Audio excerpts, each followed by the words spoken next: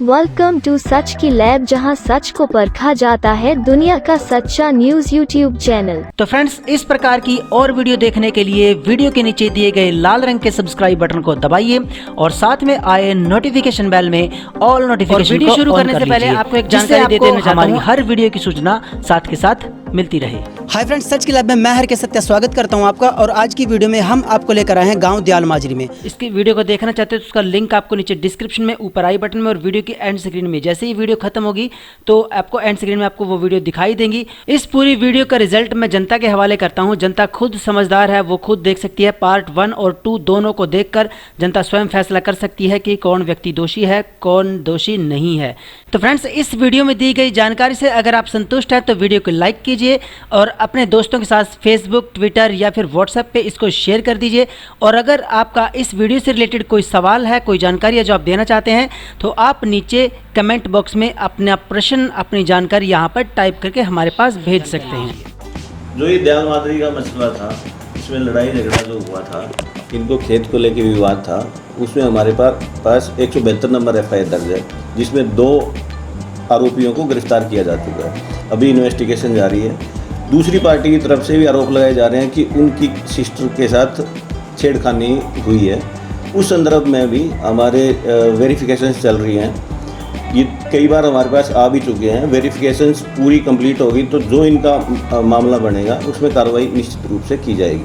धन्यवाद। इससे पहले आपको जानकारी दे दें कि हमने 2 दिन पहले एक वीडियो चलाई थी जहां पर मंजीत जी व उसके परिवार के लोगों ने या उसके साथियों ने एक वीडियो चलवाई थी हमें, और आरोप लगाया था, हमारे जो जयसिंह जी हैं इनके ऊपर आरोप लगाया था कि इनके परिवार ने मिलकर उनके परिवार के ऊपर हमला किया था और जो है वो हादसा बहुत ज़्यादा बढ़ गया था एक डोल के कारण।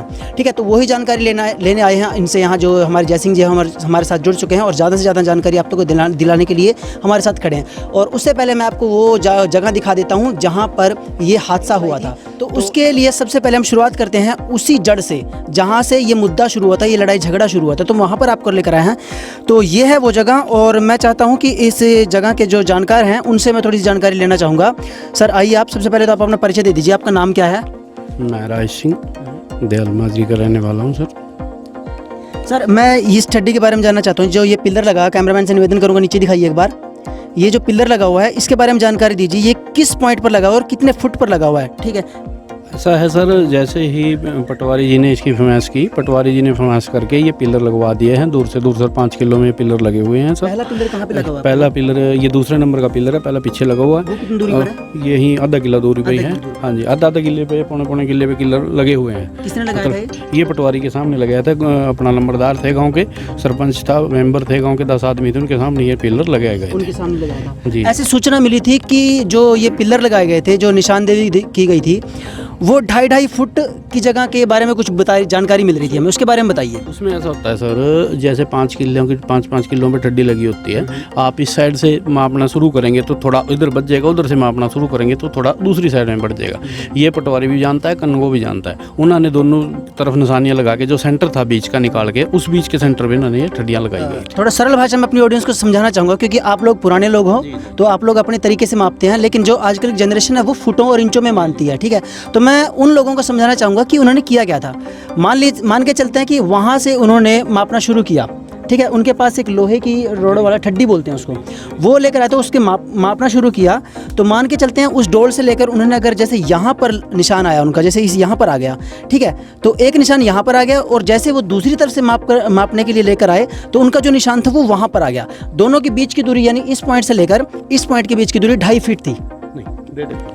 नहीं, 1.5 फुट थी। 1.5 फुट दूरी थी। 2.5 फुट बताया उन्होंने। नहीं, तो गलत बताया उन्होंने। इतना फर्क नहीं पड़ता। 1.5 फुट दूरी थी। 1.5 से भी शायद कम ही होगी, 12-14 इंच दूरी थी। मैक्सिमम 1.5 फुट लगा लो, यानी 18 इंच। हाँ, 18 इंच लगा लो, मैक्सिमम 1.5 लगा लो। तो अपना जो पटवारी साहब आए थे, उन्होंने बीच का सेंटर करके, लंबरदारों के सामने 2 लंबरदार मौजूद थे यहाँ पर, और 2 पंचायत मेंबर थे, 10 आदमी और गाँव के मौजूद थे जब ये ठड्डियाँ लगाई गई थी। यानी कि 2.5 फुट नहीं, कम से कम 1.5 फुट जगह बता रहे हैं ये, और गांव के मौजूद आदमी जिनमें नंबरदार और पंच वगैरह लोग भी यहाँ पर खड़े थे। हाँ, निशान सिंह की लोर से, और पंच अपना रामनाथ दयाल माजरी से, पंच गुरदास दयाल माजरी से, और एक पंच अपना था रमेश कुमार गिलोर माजरी से, और 10 आदमी और यहाँ पर मौजूद थे जब ये काम हुआ था। तो यहाँ पर जो 1.5 फीट की जगह बची थी तो उनके अनुसार उन लोगों ने क्या किया था कि 1.5 फुट के बीच में, जैसे यहाँ पर ये 1.5 फुट आता है, जैसे मैं ये मान के चलता हूँ, आपको सरल भाषा में समझाता हूँ, जैसे एक निशान यहाँ पर आया और एक निशान यहाँ पर आया, तो इन दोनों की जो बीच की जगह थी वो 1.5 फीट थी। तो अब उन्होंने क्या किया, यहाँ से लेकर यहाँ तक के बीच का जो एरिया आता है, जैसे यहाँ पर आ गया तो वहाँ पर ये ठड्डी जो है वो लगाया गया, ये निशान जो है लगाया गया। मैं कैमरामैन से निवेदन करूँगा, बार नीचे दिखाइए। तो ये जो निशान है ये उनका सेंटर पॉइंट है, बिल्कुल जी, ठीक है जी, जो जानकारी दी वो सही दी है जी, ठीक है। तो अब यहाँ से ये जो डोल है वो इस खेत को डिवाइड करती है, तो यहाँ से इस पॉइंट से लेकर उस पॉइंट तक की बीच की डोल है वो डिवाइड करती है इसको। इस तरफ जो खेत है, सही जानकारी दे रहा हूँ जी मैं, इस तरफ का जो खेत है वो जयसिंह जी का है और इस तरफ का जो खेत है वो मंजीत जी का है, ठीक है जी। तो यहाँ पर अब पहले तो आप ये देख सकते हैं कि यहाँ से ये डोल जो है वो इस तरफ खिंची हुई है। अब यहाँ पर जो बात है कि इन्होंने कहा था कि ये डोल उन्होंने अपनी पर्सनल बनाई हुई है, पर्सनल डोल है जी उनकी, पानी रोकने के लिए, ताकि पानी इस तरफ ना आ सके। तो अब यहाँ पे बताइए, आगे आइए एक बार। जो मेन डोल थी ना जी, ये जो डोल उन्होंने बनाई है ये उन्होंने अपना पानी रोकने के लिए बनाई है, क्योंकि उनका खेत अप है और हमारा थोड़ा खेत डाउन है। जो बीच में जो पंचायत की दी डोल थी वो उन्होंने पाड़ के हमारी तरफ करके, ये देखो आ मौका हमारी तरफ करके बीच में जीरी लगाने का कार्य शुरू किया। अच्छा, तो ये थी, ये देखो ये जो डोल है ना, ये ठड्डी के हिसाब से डोल आनी चाहिए थी, जो पाड़ के हमारी तरफ की हुई है और यहाँ बीच में उन्होंने जीरी लगाई है। ये कोशिश इनकी हुई है इस बात। ये फसल किसकी है? उन्हीं की। अच्छा, यहाँ पे लगाई हुई थी, ठीक है। और जैसे ही इनका पानी चलता है, ये पानी नहीं रोकते, पानी पूरा हमारी फसल खराब होती है, पूरी चरी खराब होती है। मजबूरन बस हमने यहाँ जीरी ये लगानी पड़ी कि ये अपना पानी भी नहीं रोकते, क्योंकि हमारा खेत थोड़ा डाउन है जी। बहुत शुक्रिया। तो फ्रेंड्स और हमारी जनता, ये वो जड़ थी जिसकी वजह से ये कांड हुआ था, लड़ाई झगड़ा हुआ था। तो इसकी मैंने जितनी भी कोशिश हो सके बिल्कुल बारीकी से आपको दिखाने की कोशिश की है। 5 किलो की लंबाई तक का इनका बता रहे हैं कि यही हाल है, लेकिन जो है चलो मैं तो वो बता देता हूँ कि जो 1.5 फुट की जगह उसको डिवाइड करके यहाँ पर एक निशान बना दिया गया था। और मैं अपनी आंखों से देख रहा हूँ, आप यहाँ पर कैमरामैन से निवेदन करूँगा कि यहाँ पर ये जो डोल है जो उस वक्त जो मौजूद लोगों ने लगाई थी वो यहाँ से कटी हुई है, और उस वक्त ये फसल बता रहे हैं कि ये इनकी ही है, ये मंजीत जी की फसल है और ये जयसिंह जी की फसल है। और ये कह रहे हैं कि जब कुछ लोगों ने, मौजूद लोगों ने यहाँ पर जगह का निशानदेवी कर दी थी, तो आप यहाँ पर क्यों लगा रहे हैं, और ये जो डोल है ये आपने क्यों काट दी? ये डोल खत्म हुई है जी। देखो गलती तो गलती है जी, और यहाँ पर मैं कहना चाहूँगा कि मंजीत जी की ही गलती है। सबसे पहली बात तो जब लोगों ने यहाँ पर पटवारी ना कर यहाँ पर निशानदेवी की है और उसके बाद भी इन्होंने ये डोल काट दी, तो जाहिर सी बात है गलती इन्हीं की निकलेगी। विवाद करने के लिए कोई मुद्दा तो है नहीं, वो तो अपनी बात कहेंगे ही फिर, चाहे से मेरा खेत है चाहे किसी और का खेत है। अगर मेरे खेत में भी जो निशानदेवी करके डोल लगाई गई है, अगर वो काट कर मेरा दूसरा जो खेत का मालिक है वो मेरे खेत में ही काम करना शुरू कर देगा, जाहिर सी बात है तो मैं भी कहूँगा ये 1-2 बार शब्द तो वो ही यहाँ पर पता करने के लिए आए थे। तो अब इनसे जानकारी लेते हैं कि यहाँ पर उस वक्त हुआ क्या था, क्या जो उन्होंने एलिगेशन यानी कि जो इल्ज़ाम उन्होंने इनके ऊपर लगाया है, आरोप इनके ऊपर लगाए, क्या वो सही हैं या गलत हैं। तो मिलाते हैं आपको जयसिंह जी से और उनसे सारी जानकारी आप तक पहुँचाते हैं। नमस्कार जी, सबसे पहले आप हमारी जनता को अपना परिचय दीजिए। मैं जयसिंह दयाल माजरी। हाँ जी। आप ही के साथ हादसा हुआ था? हाँ जी। एक बार सिर दिखाइए जहाँ पर चोट लगी है। थोड़ा कैमरामैन से निवेदन करूँगा एक बार साथ में आइए और ये चोट दिखाइए। एक बार कब पन्ना पूरा उतार दीजिए, बस एक बार यहाँ रखिए। तो ये वो चोट लगी है और ये शायद टांके भी लगे हुए हैं इस पर, है ना? कितने लगे थे? 5 टांके लगे थे। और ये कोई जिस प्रकार से चोट लगी हुई है, ये यहाँ पर कोई ईंट का जख्म नहीं है, ये शार्प का है। जैसे कि पुलिस रिपोर्ट में हमने आपको बताया था, पुलिस रिपोर्ट में भी ये है तेज़ धारदार शार्प ब्लंट लगा हुआ है, यहाँ पे तेज़ धारदार से कोई चोट लगी हुई है। तो सर आपसे एक बात जानना चाहूँगा, आपके सिर पे चोट लगी हुई है, सबसे पहले तो मैं आपसे जानना चाहूँगा कि आप बयान देने की स्थिति में हैं, आप दे सकते हैं या नहीं? नहीं, भाई ने पता, सारी बात का पता, इसने बताया, दे दे। कोई बात नहीं, वो उस वक्त मौके पर थे? हाँ, मतलब जानकारी है उनको? हाँ, सारा कुछ बता रखा है। ठीक है, तो आप आइए एक बार सर। तो सबसे पहले आप अपना परिचय दीजिए हमारी जनता को, क्या नाम है आपका? गाँव दयाल माजरी, राज सिंह मेरा नाम है, और ये मेरे बड़े ब्रदर हैं।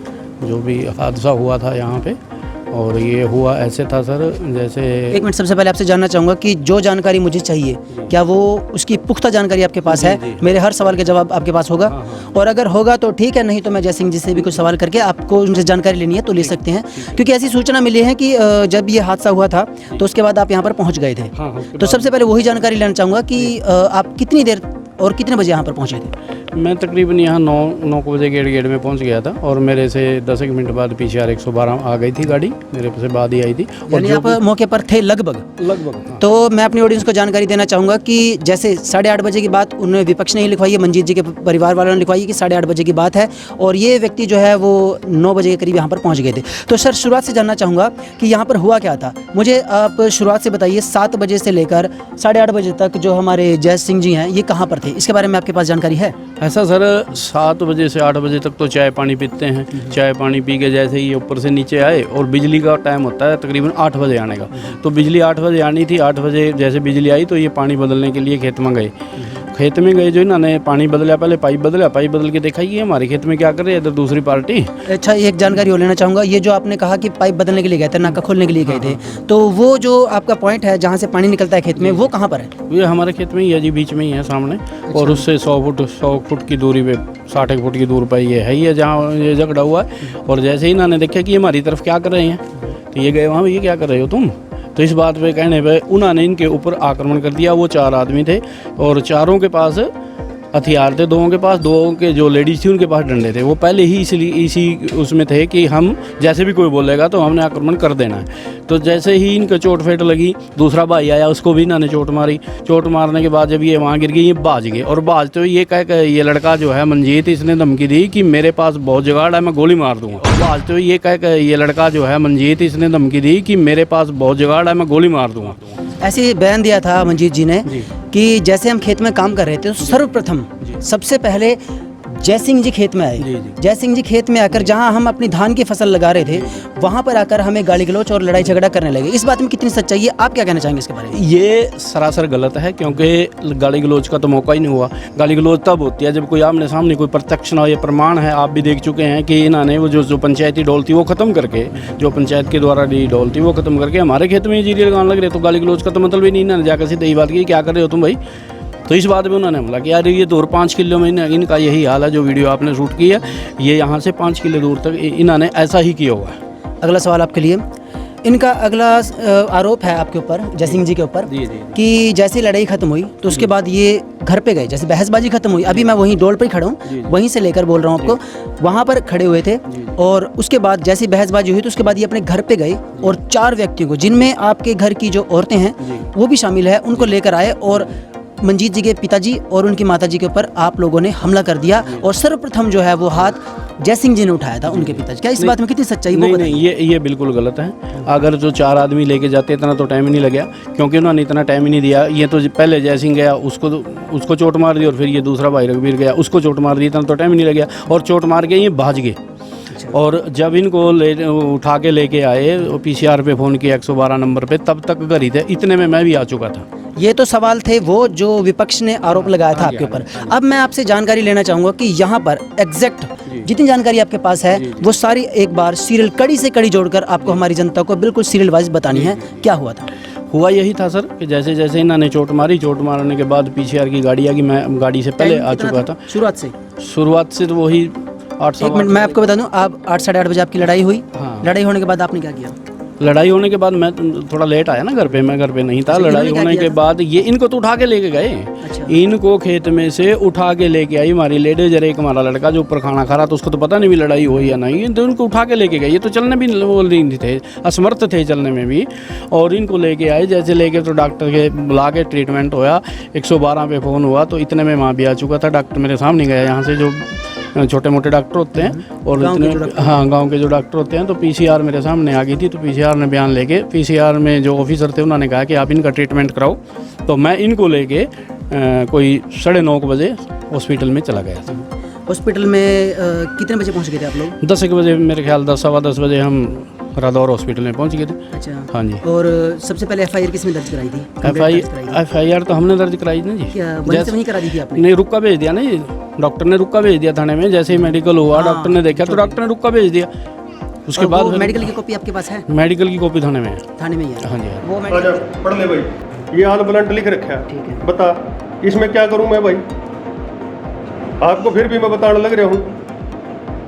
सर पता है क्या, वो मेडिकल की रिपोर्ट मैंने देखी है, उसमें शार्प ब्लंट लगा हुआ है, यानी कि किसी तेज धारदार चीज़ का प्रयोग किया गया है। जबकि मंजीत जी का कहना है कि मैंने जो जय सिंह जी का परिवार है उनके परिवार ने सबसे पहले ईंटें मारना शुरू किया था और कहा जाता है उन्होंने बयान दिया था कि आपकी लेडीज़ ने सबसे पहले ईंटें मारना शुरू किया था। उसके विपक्ष में बदले में मैंने उनके ऊपर ईंटें मारी और उसके बाद उनके सिर में लगी। वो सिर में लगने के बाद उनमें घाव हुआ और घाव के कारण वो जख्म हुआ।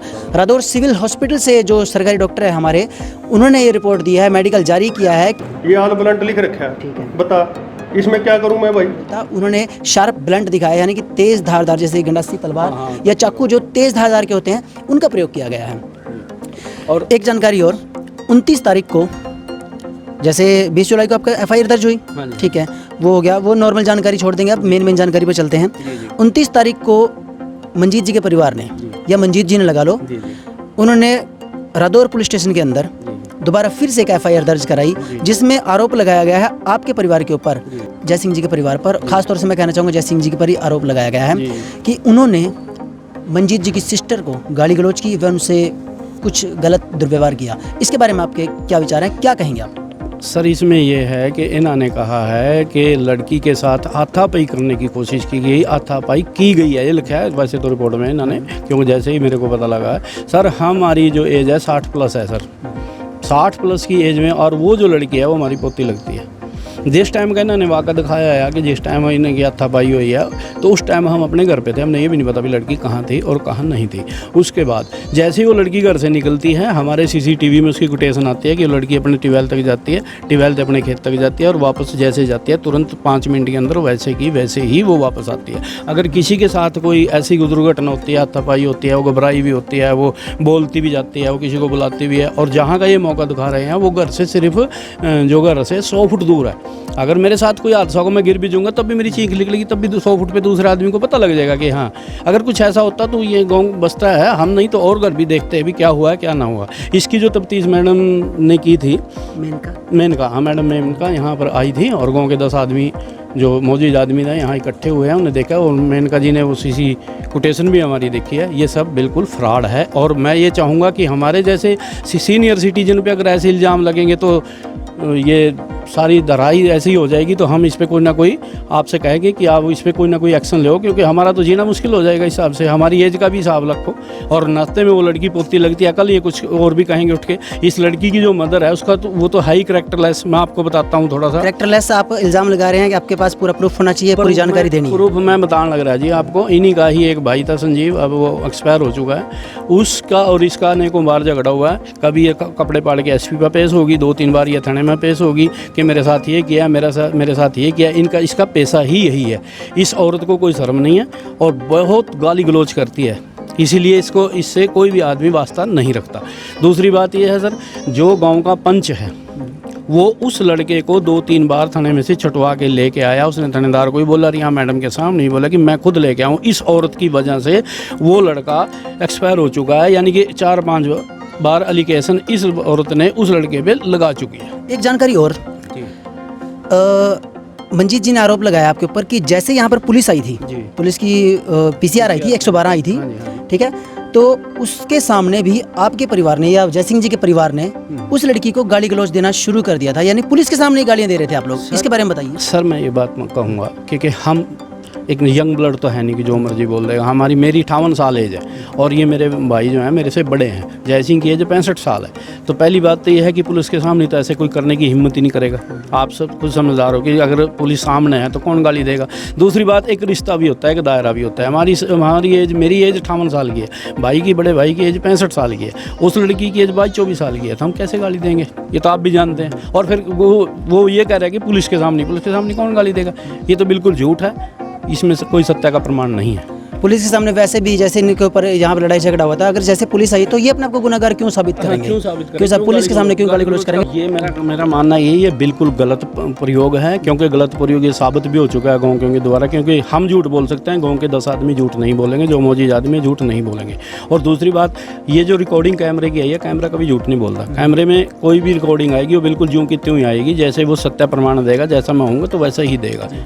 तो ये जो गवर्नमेंट ने इनको सहूलियत दी, इसका नाजायज़ फ़ायदा उठाने के लिए, हमारे जैसे आदमियों को कलंकित करने के लिए, मैं यही बात बोलूँगा कि कलंकित करने के लिए इसका नाजायज़ फ़ायदा उठाया जा रहा है। सबसे पहले तो मैं आप लोगों का शुक्रिया अदा करना चाहूँगा कि आप लोगों ने अपनी समझदारी दिखाई कि देखिए आप लोग चाहते तो आप किसी दूसरे रिपोर्टर को कर सकते थे, आप मुझे अपना दुश्मन मान सकते थे। सबसे बड़ी बात यह है कि आप तो सोच सकते थे कि ये तो उनका रिपोर्टर है, वो चलेंगे। नहीं, दुश्मनी नहीं निकाली और आपने फ़ोन करके सीधा कहा है कि आप हमारी जानकारी चलाइए, हम अपने बयान देना चाहते हैं। ये एक बहुत ही पॉजिटिव पॉइंट है आपकी समझ का।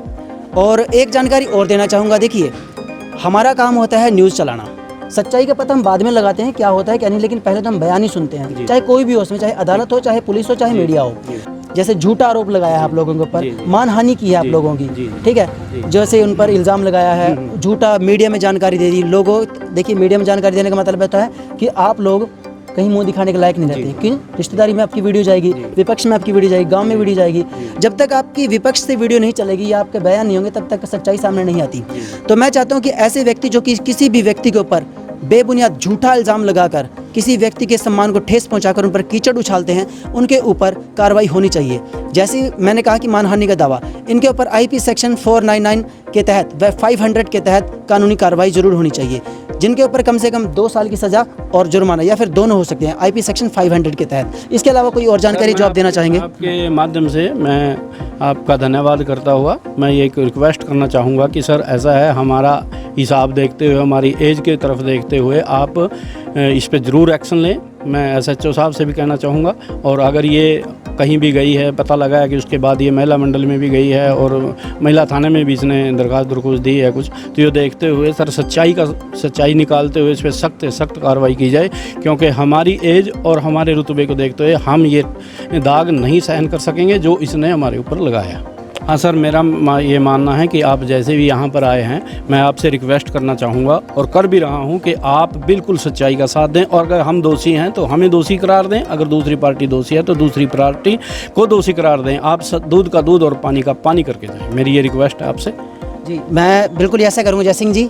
देखिए उस दिन मंजीत जी ने भी कहा था कि कानून हमें इंसाफ नहीं दे रहा है, लेकिन कानून इंसाफ देता है और बहुत ज़रूर देता है। हर व्यक्ति के साथ इंसाफ होता है, लेकिन सच्चाई का जो साथ देते हैं, सच्चाई का दामन जो थामते हैं, उनको इंसाफ ज़रूर मिलता है। मेरे देश के अंदर वैसे बहुत ही फिल्मों में और न्यूज़ में दिखाया जाता है इंसाफ नहीं मिलता, लेकिन ऐसा नहीं होता। अगर ऐसा होता तो इस देश की पुलिस कब की बंद हो जाती। ये मीडिया जब तक ज़िंदा है, पुलिस जब तक ज़िंदा है और उनका जो रुतबा है उसके अनुसार हर व्यक्ति को इंसाफ मिलता है।